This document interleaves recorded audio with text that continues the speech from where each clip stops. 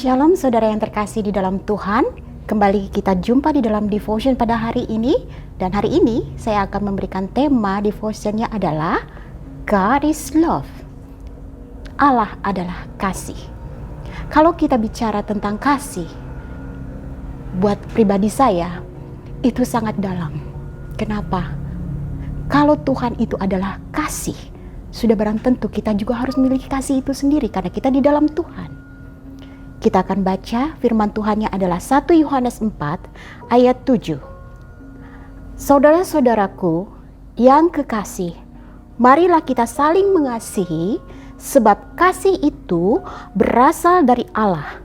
Dan setiap orang yang mengasihi lahir dari Allah dan mengenal Allah. Cukup indah bukan saudara-saudara yang terkasih dalam Tuhan? Dimana kalau kita sudah mengasihi, otomatis kita sudah mengenal akan Allah. Betapa senangnya dan betapa luar biasanya kalau kita diizinkan untuk mengenal Allah lebih dalam lagi. Kita harus saling mengasihi.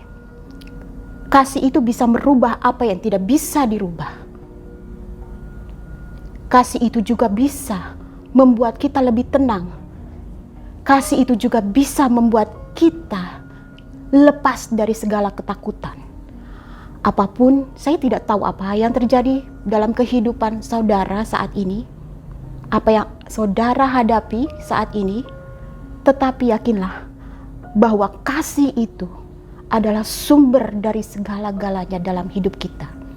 Mengapa? Karena kasih itu adalah Allah itu sendiri. Tuhan sangat mengasihi kita. Sudah barang tentu kita pun harus mengasihi sesama kita. Kita tidak bisa kalau kita dikasihi Allah, lalu kita hanya menikmati kasih Allah itu sendiri, cuma sampai batas menikmati, tapi kita tidak membagikan kasih itu. Kalau kita ibaratkan kita makan, terus menerus kita makan dan menikmati, tapi kita tidak pernah memberi, kita pun tidak bisa menampung apa yang kita makan dalam perut kita. Maka yang keluar hasilnya pun tidak baik. Sebab itu, berikanlah kasih itu. Kasihilah sesama, kasihilah siapapun yang menurut standar manusia tidak layak untuk dikasihi. Kalau kita masih mengkotak-kotakan siapa yang harus kita kasihi, sudah barang tentu kita sudah pasti tidak mengenal dengan Allah. Kenapa? Allah tidak memandang siapa kita. Sebelum saya tutup devotion hari ini, saya ingin bersaksi. Saya adalah orang yang tidak layak untuk menerima kasih itu. Saya diangkat dari lumpur dosa. Saya tidak kenal Tuhan. Otomatis saya tidak kenal dengan apa itu kasih.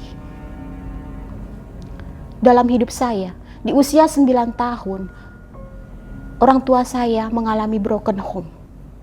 Papa saya meninggalkan keluarga dengan begitu saja.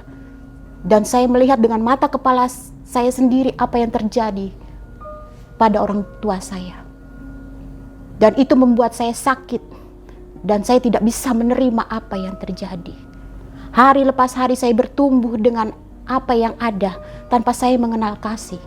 Saya tipikal orang yang tidak mau peduli dengan orang lain. Saya tidak mau memperhatikan orang lain. Saya hanya memikirkan diri saya sendiri. Saya tidak pernah peka dengan lingkungan, dengan orang lain. Dan saya juga tidak mau mengatur ataupun ikut campur dengan urusan orang lain. Tapi Tuhan itu sangat luar biasa dalam hidup saya. Hingga saya 23 tahun saya usianya saat itu. 23 tahun saya merasa bahwa saya hidup tidak ada, hampa. Dan saya sangat tidak mengerti apa hidup ini. Dan saya tidak punya tujuan hidup.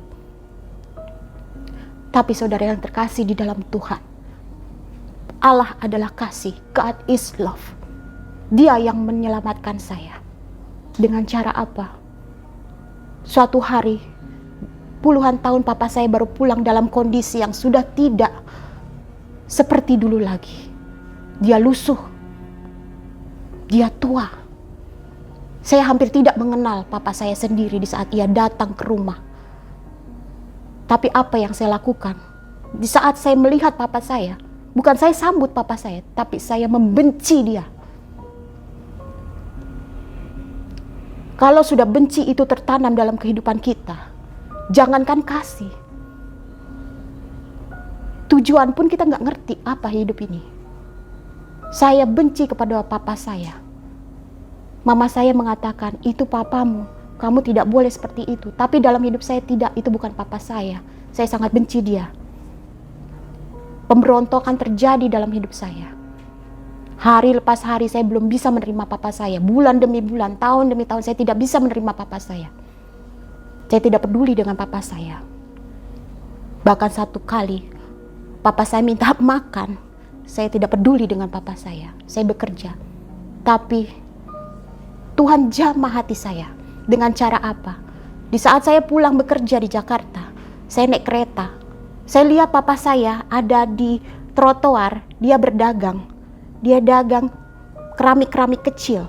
Saat itu, entah mengapa, apa yang terjadi dalam hidup saya biasanya cuek saja. Tapi pada saat itu saya melihat, saya langsung ada yang memerintahkan saya untuk stop.